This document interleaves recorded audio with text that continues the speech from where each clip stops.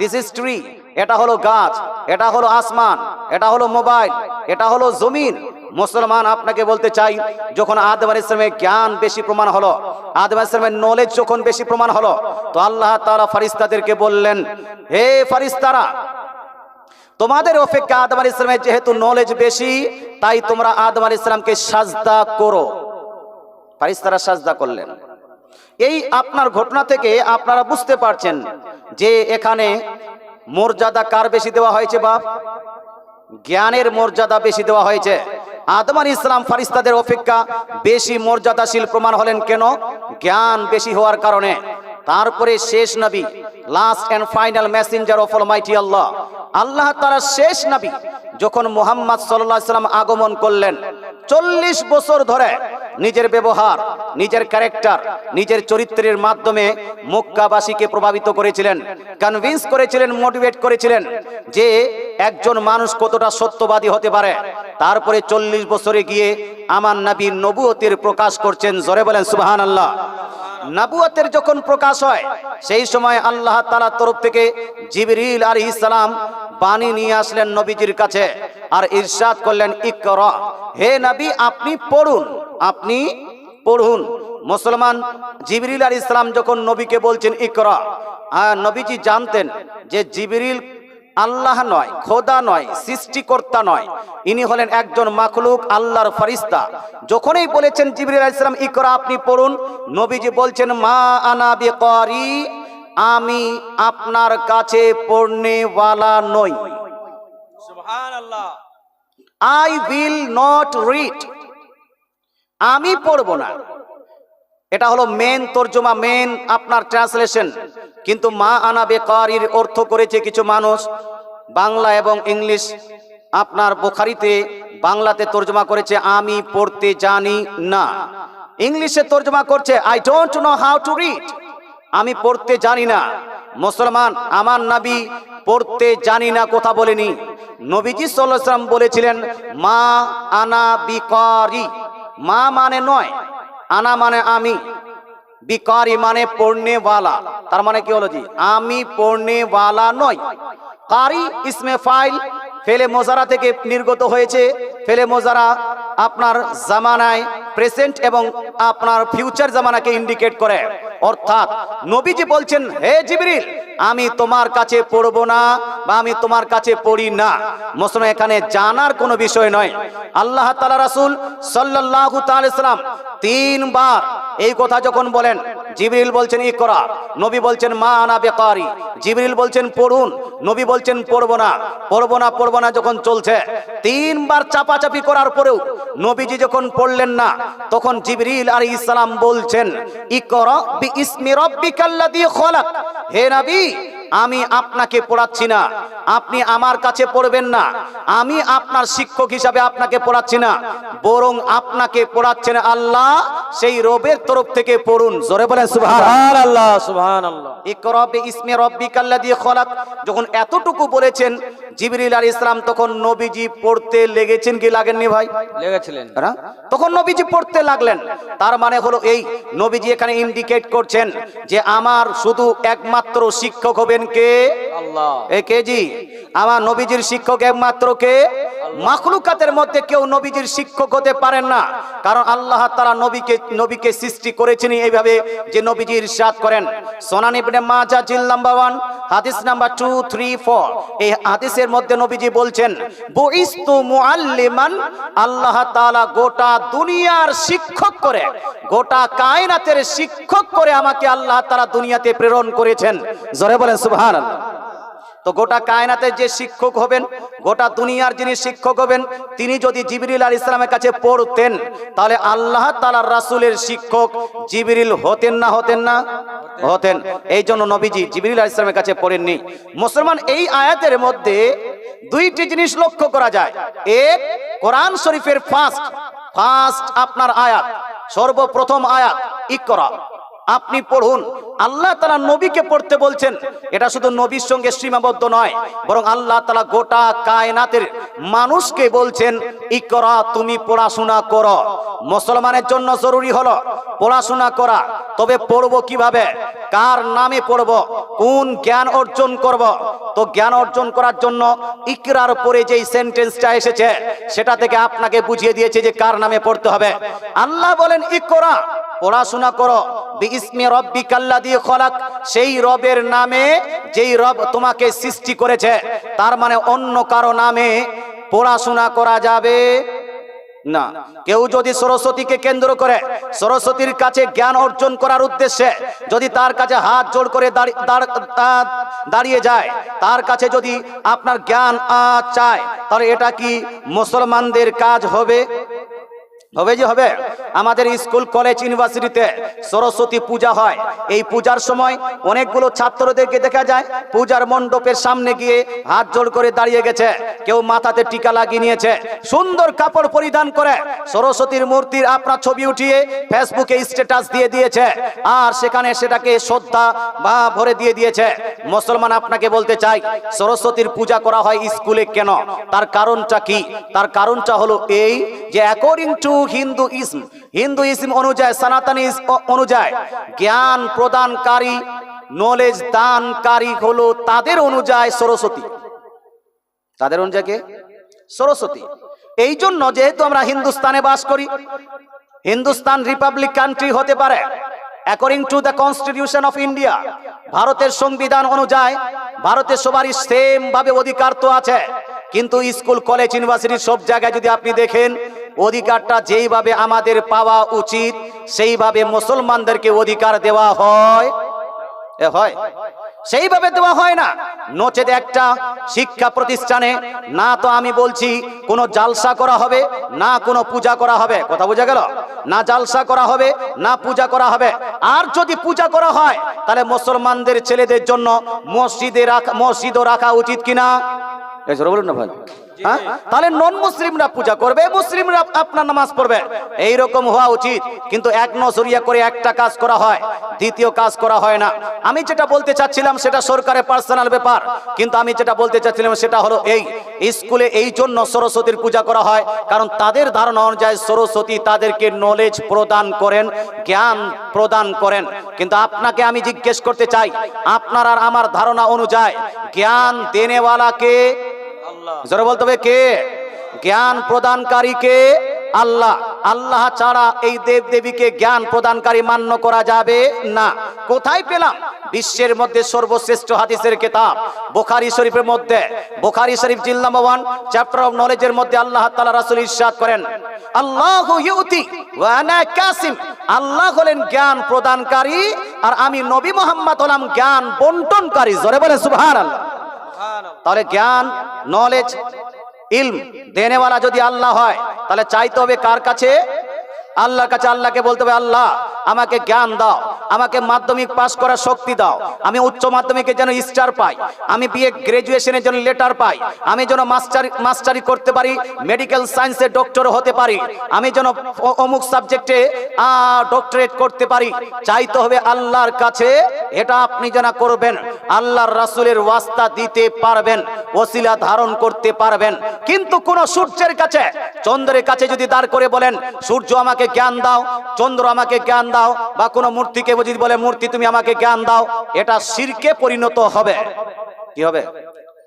শিরকে পরিণত হবে।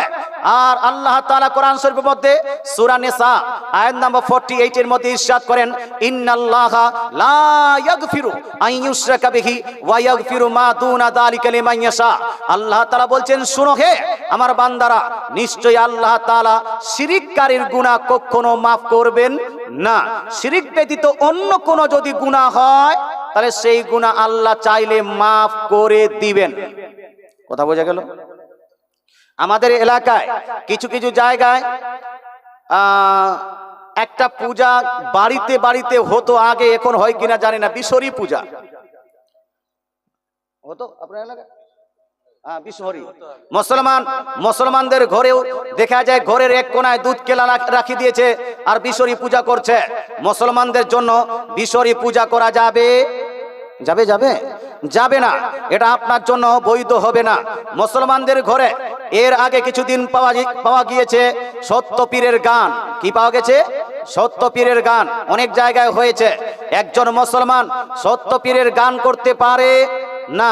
সহি যারা পীর আছেন, সঠিক যারা পীর আছেন, তাদেরকে আমরা সমর্থন করব, তাদেরকে আমরা রেসপেক্ট করব। যেমন হুজুর খাজা করিম নওয়াজ, তাদেরকে আমরা মোহাব্বত করি কি করি না? হুজুর নিজামউদ্দিন আউলিয়া, তাদেরকে আমরা মোহাব্বত করি কি করি না? হুজুর দাতা বাবা, তাকে আমরা মোহাব্বত করি কি করি না? হুজুর আলাউল হক পান্ডবী, হুজুর মাকতুমে পাক আলা হযরত আজিমুল বরকত মুজাদ্দিদুদ্দিন মিল্লাত আলাইহি রাহমাতুল ইসওয়ান, ইনাদেরকে আমরা মোহাব্বত করি, কারণ ইনারা হলেন আল্লাহর ওলি। আল্লাহর ওলি আমাদের মুর্শিদ এবং পীর। জোরে বলেন সুবহানাল্লাহ। এদের মাধ্যমে আমরা ইসলামটাকে এত সুন্দরভাবে আমরা পেয়েছি। নাহলে হিন্দুস্তানের বুকে না তো মসজিদ থাকতো, না মাথায় টুপি থাকতো, না নামাজ থাকতো, না রোজা থাকতো। আউলিয়া একরাম, নবীজির সাহাবা একরাম, তাবেঈন, তাবে তাবেঈন, মুহাদ্দিসিন, মুহাক্কিকিন, মুফাসসিরিন, মুজতাহিদিন, আউলিয়া একরাম এই হিন্দুস্তানের বুকে এক এক করে ইসলামের প্রচার করেছেন বলে আমরা আজকে মুসলমান হতে পেরেছি। তাই আমরা যদি তাদেরকে সম্মান না করি, তাদের যদি আমরা রেসপেক্ট না করি, তাদেরকে আমরা যদি অবমাননা করি, তাদেরকে যদি আমরা অস্বীকার করি, তাহলে আমরা এহসান ফারামোশ প্রমাণিত হব। কিছু মানুষ আছে না যে পীর মানব না, কিছু মানুষ আছে ওলি মানব না, ওলি শুনলেই তার গায়ে ব্যথা লেগে যায়। আছে কি নাই? আছে না? আছে। মুসলমান আপনাকে বলতে চাই, হিন্দুস্তানের বুকে থেকে আপনি যদি ওলিকে অস্বীকার করেন, ওলির অবমাননা করেন, সেটা তেমনি হলো যে বাপের হোটেলে খাও আর বাপের অবমাননা করো। কথা বোঝা গেল? বাড়িতে বাপের কাছেই থাকো, বাপ তোমাকে খাওয়ায়, বাপ যেন তোমাকে আপনার বাড়িতে যা কিছু তোমার প্রয়োজন সব মিটাচ্ছে, আর সেই বাপের যদি শ্রদ্ধা না করো, সেই বাপকে যদি রেসপেক্ট না করো, সেই বাপকে যদি বাড়ি থেকে তাড়িয়ে দাও, সেই বাপকে যদি আপনার হাত খরচের জন্য পয়সা না দাও, বাপের কথার উপর যদি কথা বলো, মাকে যদি কষ্ট দাও, তাহলে বলেন তো এটা কি আমাদের উচিত হবে? ঠিক হবে না, গুনাহ হবে। তদ্রূপ আউলিয়া ইকরামকে কেউ যদি অস্বীকার করে, এটাও গুনাহ হবে, এটাকেও সমর্থন করা যাবে না। মুসলমান তাহলে আল্লাহ তাআলা বলছেন ইকরা, পড়াশোনা তো করবে, বিইসমি রাব্বিকাল্লাযী খলাক, কিন্তু সেই পড়াটা যেন হয় আল্লাহর নামে। আচ্ছা, আল্লাহর নামে যখন পড়াশোনা করব, তো এই হিসেবে তো শুধু কোরআন হাদিস হলো। বাংলা পড়তে পারবো কিনা, জিওগ্রাফি পড়তে পারবো কিনা, কেমিস্ট্রি পড়তে পারবো কি পারবো না, ফিজিক্স পড়তে পারবো কি পারবো না, মেডিকেল সায়েন্সের জ্ঞান অর্জন করতে পারবো কি পারবো না, ওটা পড়া হালাল না হারাম? অনেকগুলো মানুষের ধারণা হবে যে বাংলা পড়াশোনা করা হলো হারাম। অনেকগুলো মানুষের ধারণা হতে পারে ইংলিশ মিডিয়ামে ছেলেদেরকে পড়াশোনা হলো না যায়, কিন্তু অ্যাকর্ডিং টু ইসলাম দ্য মূল আপনার থিওরি অনুযায়ী, মূল থিওরি অনুযায়ী আপনার জন্য ইংলিশ পড়াশোনা করাটা হারাম নয়, আপনার জন্য বাংলা পড়াশোনা করাটা হারাম নয়। ফিজিক্স এবং কেমিস্ট্রি অর্জন করা, আপনি যদি মেডিকেল সায়েন্সে ডক্টরেট করেন, এটা আপনার জন্য হারাম নয়, তবে হতে হবে আল্লাহকে রাজি এবং খুশি করার জন্য। জোরে বলে সুবহানাল্লাহ। মাধ্যমিক পাস করার পরেও উচ্চ মাধ্যমিক পড়ছেন, তখন আপনার হতে হবে কেমন নিয়ত হতে হবে? নিয়ত হলো এই যে আমি মাধ্যমিক পাস করে, আমি উচ্চ মাধ্যমিক পাস করে আমার দুনিয়াবী জীবনটাকে কমফোর্টেবল করব, আমি একটা ভালো কাজ করতে পারবো, সমাজকে ভালো দিকে নিয়ে যেতে পারবো, নিজের পরিবারকে চালাতে পারবো। তো নিজের পরিবারকে চালানো ইবাদত হয় কি হয় না ভাই? সমাজের কাজ করা আল্লাহর ইবাদত হয় কি হয় না? মুসলমান সমাজের জন্য দুঃখীদের পাশে দাঁড়ানো, গরিবের সাহায্য করা, যারা দরিদ্র সীমার নিচে বসবাস করছে তাদের মেডিকেলে আপনার হেল্প করা, এগুলো তো নেকির কাজ, নেকির কাজ নয়? সুতরাং ওই যে নলেজ অর্জন করা, এটার মাধ্যমেও আপনি নেকি পেতে পারেন। আজ বর্তমান যুগে স্কুল আলাদা হয়েছে, মাদ্রাসা আলাদা হয়েছে। মাদ্রাসায় শুধু কোরআন হাদিস পড়া হচ্ছে, স্কুলে শুধু দুনিয়াবি জ্ঞান অর্জন করা হচ্ছে, দুইটাকে মিংলিং করা হয় না। শুধু আমি দেখলাম আপনার এলাকায় মুফতি সাদরুদ্দিন সাহেব একটি স্কুল খুলেছেন, সেই স্কুলে আরবিকও পড়া হচ্ছে, দুনিয়াবি জ্ঞান অর্জন করা হচ্ছে, দুইটাই মিংলিং করে পড়া হচ্ছে। এই সিস্টেমটাই ছিল আজ থেকে 500-700 বছর আগে আব্বাসি যুগে, আব্বাসি যেটাকে স্বর্ণ যুগ বলা হয় মুসলমানদের, সেই যুগে যেই মাদ্রাসাগুলোকে খোলা হয়েছিল, সেই মাদ্রাসায় যেইভাবে কোরআনের শিক্ষা দেওয়া হয়েছে, যেইভাবে হাদিসের। একটি ঘোষণা, যাদের এখনো খাওয়া হয় নাই, খাবো মনে করছেন, তাহলে আপনারা এক্ষুনি গিয়ে খেয়ে নিন, কেন আমাদের ক্যাটারিং সিস্টেমটা বন্ধ হয়ে যাবে। যারা এখনো খাবো ভাবছেন আপনারা গিয়ে খেয়ে নিন, খাবারের ব্যবস্থা কিছুক্ষণ পর হয়তো বন্ধ হয়ে যাবে।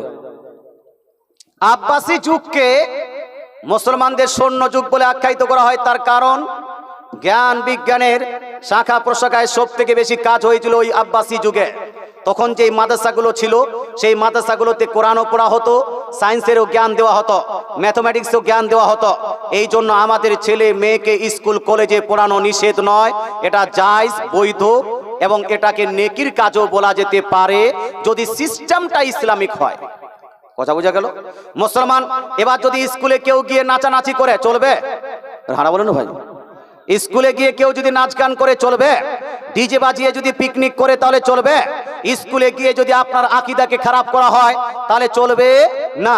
স্কুলে গেছে ছেলেটা, যখন মাধ্যমিক পাস করলো তখন আপনার প্রেম প্রীতির গল্প চলছে, ডেটিং করা হচ্ছে, ক্রিসমাস ডে পালন করা হচ্ছে, ভ্যালেন্টাইন্স ডে পালন করা হচ্ছে, kiss day, rose day, hug day, friendship day পালন করা হচ্ছে, হ্যাপি নিউ ইয়ার নিজের বন্ধুদের মধ্যে এবং গার্লফ্রেন্ডকে নিয়ে পালন করা হচ্ছে।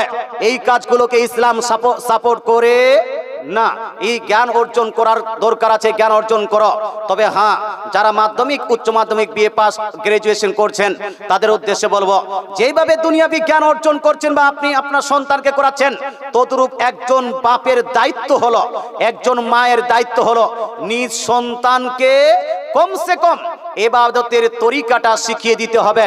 নামাজ যেন ঠিকভাবে পড়তে পারে, রোজা যেন ঠিকভাবে রাখতে পারে, হজ্জের যেন ঠিকভাবে মাসলা মাসাইল জানতে পারে, যাকাতের জন্য ঠিকভাবে মাসলা মাসাইল জানতে পারে, আপনার ওই রোজার যেন মাসলা মাসাইল জানে, শাহাদাত কিভাবে বরণ করতে হবে সেটা যেন জানে। এই জ্ঞানটা দেওয়া মুসলমানদের প্রত্যেক মুসলমান বাপ মায়ের হলো দায়িত্ব। আজ আমরা বাপ মা স্কুল কলেজে তো পড়াই, কিন্তু নিজের ছেলেকে মক্তবে পাঠাই না, নিজের মেয়ের জন্য কোনো মৌলভী সাহেবের ব্যবস্থা করি না।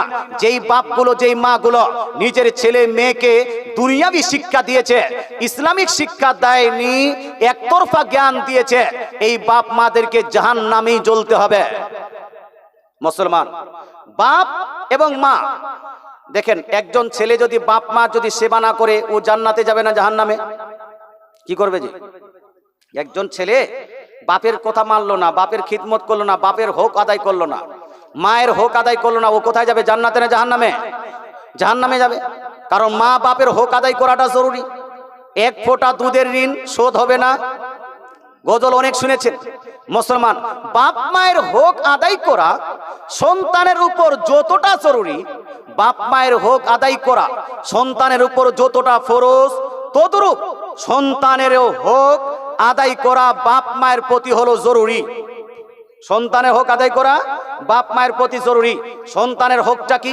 বাপ মায়ের হক হলো বাপ মাকে সেবা করতে হবে, বাপ মায়ের কথা মানতে হবে, বাপ মাকে শ্রদ্ধা করতে হবে, বাপ মায়ের দেখভাল করতে হবে। বৃদ্ধ এবং বৃদ্ধা হলে তার অসুস্থতা হলে সুস্থতার ব্যবস্থা করতে হবে, তার জন্য সব ফ্যাসিলিটি প্রদান করতে হবে। এটা হলো বাপ মায়ের হক। কিন্তু সন্তানের হক কি? সন্তানের হকটা একটু 5 মিনিটে শুনিয়ে দিচ্ছি। সন্তানের হক হলো এই, সন্তান যখন জন্ম নিল, জন্ম নেওয়ার পরে প্রথম হক হলো এই যে সন্তানের এক কানে আপনি আজান দিবেন, আরেক কানে আপনি ইকামত দিবেন। বাপ মায়ের জন্য এটা হলো আপনার সন্তানের হক, বাপ মায়ের উপরে আজান দেওয়া, এই কাজটা আপনাকে করতে হবে। তারপরে যখন 7 দিন হয়েছে, 7 দিন হলে বাপ মায়ের প্রতি জরুরি হলো যে আপনি সন্তানের জন্য আকিকার ব্যবস্থা করবেন। আকিকা মানে হলো এই, একটি ছাগল অথবা একটি গরু বা একটি গরুর 7 ভাগের 1 ভাগ, একটি উট বা একটি উটের 7 ভাগের 1 ভাগ সন্তানের জন্য আপনি ব্যবস্থা করবেন। 7ম দিনে গিয়ে, 7 দিনে গিয়ে সেই আপনার ছাগলটা বা গরুটা জবাই করবেন। জবাই করার পরে বাচ্চাটার আপনি সুন্দর একটা নাম রাখবেন। বাচ্চার মাথা আপনি নেড়া করবেন।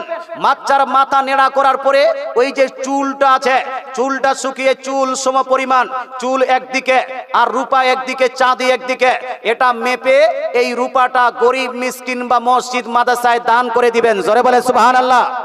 সুনান তিরমিজির মধ্যে আল্লাহ তাআলা রাসূল সাল্লাল্লাহু তাআলা সাল্লাম আম্মা জান হযরতে ফাতেমা রাদিয়াল্লাহু তাআলা আনহাকে কেন্দ্র করে বলছেন, ফাতেমা, হাসানের তুমি মাথাটাকে নেড়া করে দাও, আর সেই মাথার চুল সমপরিমাণ রূপা তুমি আল্লাহর রাস্তায় দান করে দাও। জোরে বলেন সুবহানাল্লাহ। এটা সন্তানের অধিকার, সন্তানের হোক বাপ মায়ের উপর 7 দিনে গিয়ে আকিকা করা। ছেলে সন্তান যদি জন্ম নেয় তাহলে তার জন্য খাতনার ব্যবস্থা করতে হবে।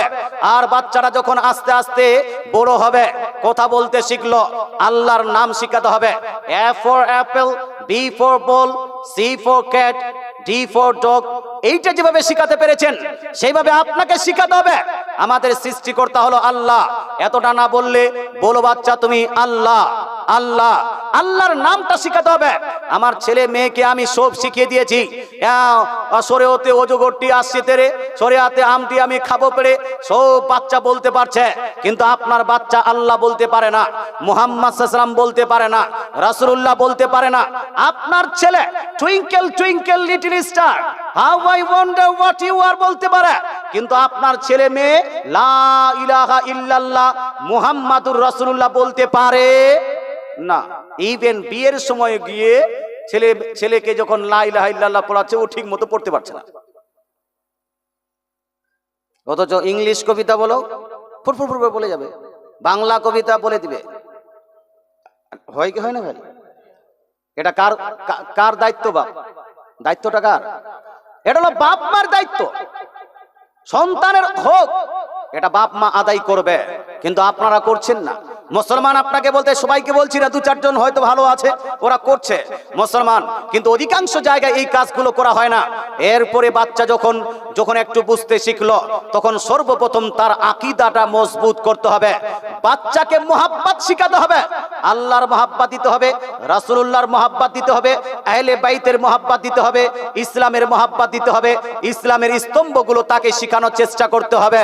মুসলমান বাচ্চা বড় হতে হতে হতে 7 বছরে পৌঁছে গেছে। 7 বছরে এবার বাপ মায়ের চরম পর্যায়ে দায়িত্ব হলো কি? রাসূলুল্লাহ